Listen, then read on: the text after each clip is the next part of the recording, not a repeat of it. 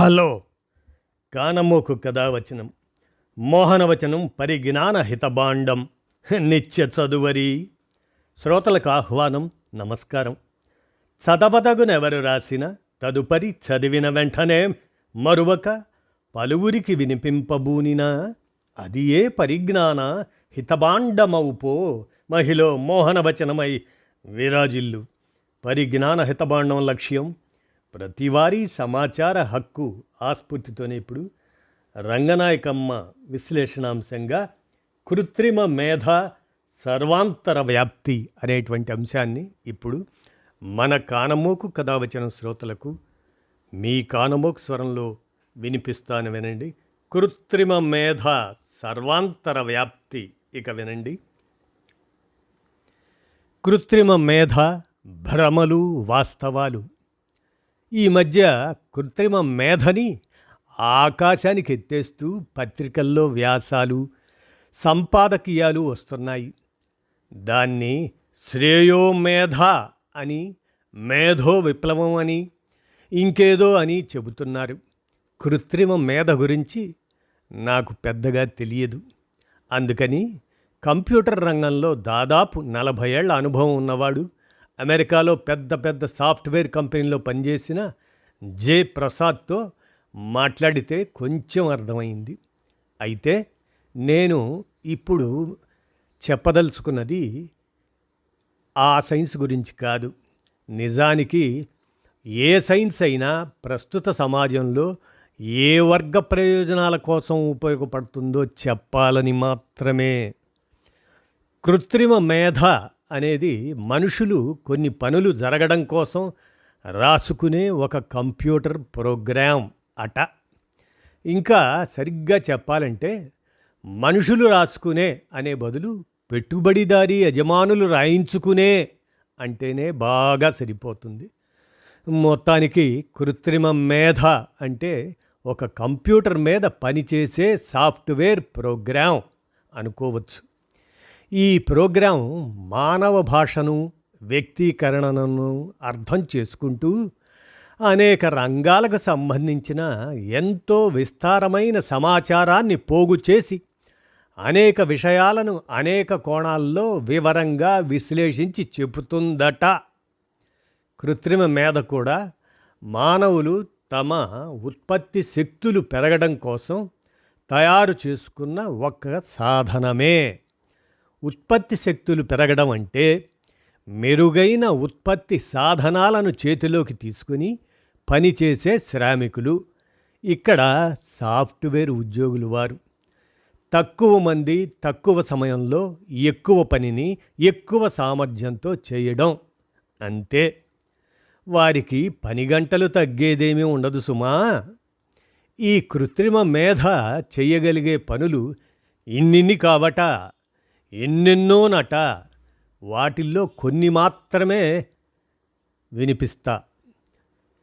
ఒకటి, ఏ రంగానికి సంబంధించిందైనా అనంతమైన సమాచారాన్ని అతి తక్కువ సమయంలో వేగంగా ఎక్కువ ఖచ్చితత్వంతో అనేక కోణాల్లో విశ్లేషిస్తుందట.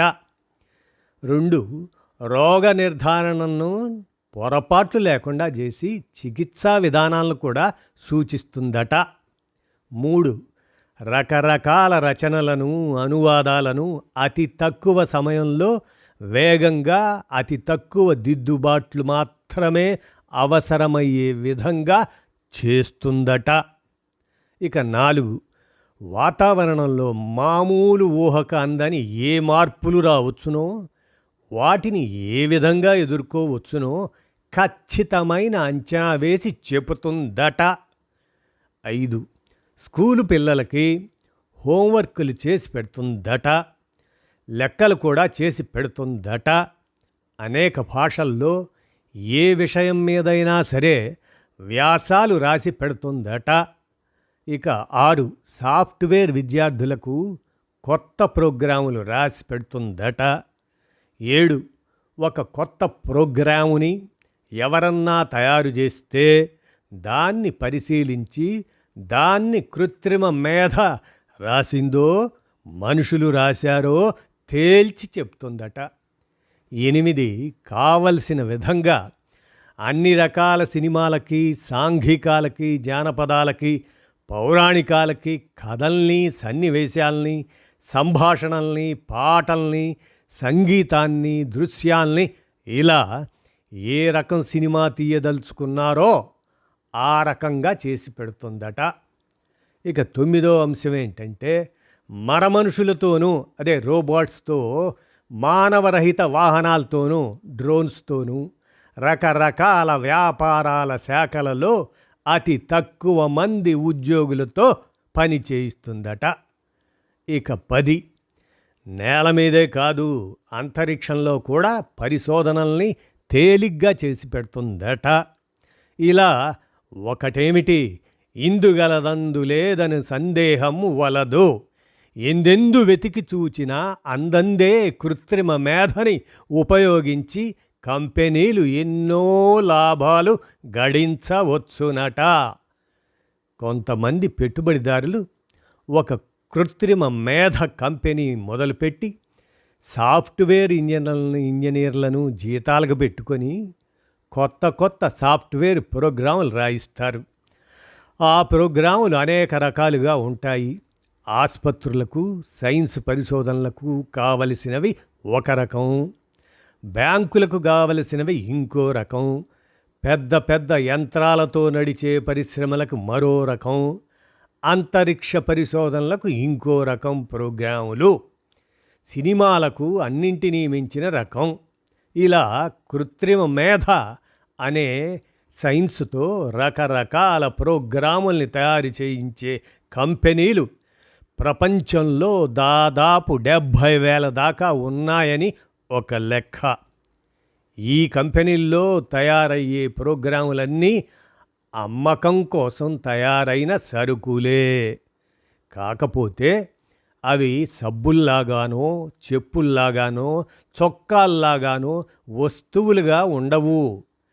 తేలిగ్గా అర్థం చేసుకోవడానికి కృత్రిమ మేధ అనేదాన్ని పోలిక కోసం ఒక పనిముట్టుగా, ఒక యంత్రంగా చెప్పుకోవచ్చు. కాకపోతే అది ఒక కదిలే యంత్రంలా ఉండదు. దాన్ని చేత్తో ముట్టుకోలేం. అది యంత్రాలకి నేర్పడానికి కొన్ని సూత్రాల, సూచనల రూపంలో అదే సాఫ్ట్వేర్ ప్రోగ్రాంగా ఉంటుంది. దానిని ఉపయోగిస్తూ కొత్తగా శ్రమలు జరుగుతాయి. దాన్ని సరిగా వాడుకుంటే దాని ఉపయోగాలు దానికి ఉంటాయి. తక్కువ సమయంలో తక్కువ మంది మేధాశ్రామికులతో ఎక్కువ పని జరగడానికి ఉపయోగపడుతుంది. ఈ కొత్త టెక్నాలజీ పెట్టుబడిదారీ యజమానుల చేతుల్లో ఆస్తిగా ఉంటుంది. కాబట్టి దీన్ని పెట్టుబడిదారీ మేధ అని అంటే ఎక్కువ సరిగా ఉంటుంది, ఎక్కువ లాభాల్ని తెచ్చిపెట్టేదిగా ఉంటుంది. కాబట్టే ఈ రంగంలో పెట్టుబడులు క్రమంగా పెరిగిపోతున్నట్లు వార్తలు వస్తున్నాయి. 2025లో ఈ రంగంలో పెట్టుబడులు దాదాపు 16 లక్షల కోట్ల రూపాయలు అవుతాయట. ఏ కంపెనీలో పెట్టుబడి అయినా 2 భాగాలుగా ఉంటుంది కదా. అవేంటంటే, ఒకటి సాధనాల కోసం పెట్టే డబ్బు. కృత్రిమ మేధ కంపెనీలలో ఉత్పత్తి సాధనాలుగా ఉండేవి కంప్యూటర్లు, ల్యాప్టాప్లు, ఇతర ఎలక్ట్రానిక్ వస్తువులు వగైరా. ఇవి ఎంత సామర్థ్యం గలవిగా ఉండాలి అనేది తయారు చేయవలసిన ప్రోగ్రాముల్ని బట్టి ఉంటుంది. మామూలు కంప్యూటర్లు, ల్యాప్టాప్లు సరిపోతాయా, లేకపోతే సూపర్ స్పీడ్ కంప్యూటర్లు కావాలా అనేది వ్యాపార స్థాయిని బట్టి, ఆ ప్రోగ్రాముల్ని బట్టి ఉంటుంది. ఇక రెండో అంశం, ఆ సాధనాలను ఉపయోగించి రకరకాల కొత్త కొత్త ప్రోగ్రాములు తయారు చేసే సాఫ్ట్వేర్ ఇంజనీర్లకి ఇచ్చే జీతాలు. ఈ జీతాలు సాధారణంగా ఇతర రంగాల్లో పనిచేసే ఉద్యోగుల జీతాల కంటే బాగా ఎక్కువగా ఉంటాయి. ఎందుకంటే వీళ్ళు తయారు చేసే ప్రోగ్రాముల్ని వాడే పరిశ్రమల్లో కానీ, ఇతర పని స్థలాల్లో కానీ ఎక్కువ మంది ఉద్యోగులు అవసరం లేకుండానే పని జరిగేలా కృత్రిమ మేధతో తయారైన ప్రోగ్రాములు తయారు చేస్తారు కాబట్టి. అంటే కృత్రిమ మేధ అనే కొత్త టెక్నాలజీ ఏ ఏ పని స్థలాల్లోకి వస్తుందో ఆ పని స్థలాల్లో పనులు చేస్తూ ఉన్న అనేక మందికి ఉద్యోగాలు పోతాయి. దీనికి పెట్టుబడిదారీ ఆర్థికవేత్తలు చెప్పే పరిష్కారం ఏమిటంటే, అక్కడ పనులు పోయినా కృత్రిమ మేధ కంపెనీల్లో కొత్త ఉద్యోగాలు వస్తాయి అని. కానీ నిజమైన లెక్కలు అంచనాలు వేరేగా ఉంటున్నాయి. కృత్రిమ మేధకి సంబంధించిన వెబ్సైట్ల సర్వేల ప్రకారం కృత్రిమ మేధకి సంబంధించిన టెక్నాలజీ వాడడం వల్ల కొద్ది కాలంలోనే ప్రపంచవ్యాప్తంగా 30 కోట్ల మందికి ఉద్యోగాలు పోతాయి అని, కేవలం 9,70,00,000 ఉద్యోగాలు మాత్రమే కొత్తగా వస్తాయని తేలింది. అయినప్పటికీ పెట్టుబడిదారీ ఆర్థికవేత్తలు వంకర వాదనలు చేస్తూనే ఉన్నారు. కొత్త టెక్నాలజీ వచ్చినప్పుడల్లా ఈ రకం మాటలు ఈనాడే కాదు 150 ఏళ్ల కిందట కూడా ఉండేవని మార్క్స్ క్యాపిటల్ ద్వారా ఇలా తెలుస్తుంది. ఎట్లా? కార్మికులను పని నుంచి తొలగించే యంత్రాలన్నీ అదే తరహా కార్మికులను పనిలో నియమించడానికి తగినంత పెట్టుబడిని అదే సమయంలో తప్పనిసరిగా విడుదల చేస్తాయని James Mill, McCulloch, Torrens senior, John Stuart Mill ఇంకా మొత్తం వరుసగా బూర్జువా రాజకీయ అర్థశాస్త్రజ్ఞులు నొక్కి చెబుతున్నారు. కానీ యంత్రాల్లో వచ్చే ప్రతి మెరుగుదలతోటి అది ఏది ఆ పెట్టుబడి, ఆ పనిలో నియమించే వారి సంఖ్య తగ్గుతూనే ఉంటుంది. యంత్రాలు ఆధునిక పరిశ్రమలు అనే చాప్టర్లో ఈ అంశం పేర్కొనబడింది. తేడా అల్లా మార్క్స్ కాలమేమో ప్రధానంగా భారీ యంత్రాల కాలం ఆనాడు. ఇప్పుడేమో భారీగా ఉన్న యంత్రాల సామర్థ్యాన్ని మరింత భారీగా మెరుగుపరిచే పెట్టుబడిదారీ మేధకాలం. చివరిగా ఎవరైనా అనవచ్చును, ఎన్నో గొప్ప ఉపయోగాల్నిచ్చే కృత్రిమ మేధ వంటి టెక్నాలజీని వ్యతిరేకించాలా అని. గత 200 ఏళ్లలో ఎన్నో రకాల టెక్నాలజీలు రాలేదా? వాటిని ఉపయోగిస్తూనే ఉన్నాం కదా. కొత్త టెక్నాలజీని వదిలేస్తూ వెనక్కి గుహల్లో జీవించే కాలానికి తిరిగిపోదామా అని. కానీ దానికి జవాబు ఏంటంటే, మంచి టెక్నాలజీని వద్దనడం లేదు. అది సమాజంలో మానవులందరికీ మంచిదై ఉండాలి. దానిని పెట్టుబడిదారీ పద్ధతుల్లో వాడడం వల్ల శ్రమ దోపిడీ విపరీతంగా జరుగుతున్న విషయాన్ని గుర్తించాలి. తక్కువ సమయంలో ఎక్కువ పని జరిగి ఈ టెక్నాలజీతో నడిచే కంపెనీలకు లాభాలు పెరగవచ్చును. కానీ మెరుగైన టెక్నాలజీతో పనిచేసే శ్రామికులకు పని గంటలు తగ్గుతాయా అనే ప్రశ్న. ఈ టెక్నాలజీ వల్ల తోటి మనుషులకు పనులు పోయే, తిండిపోయే పరిస్థితులు వస్తున్నాయి. ఇదంతా కేవలం లాభాపేక్షతో నడిచే పెట్టుబడిదారీ ఉత్పత్తి విధానం వల్లనే. దీన్ని వ్యతిరేకించే ఆలోచన ధోరణిని, పోరాటాల అవసరాన్ని గుర్తించాలి.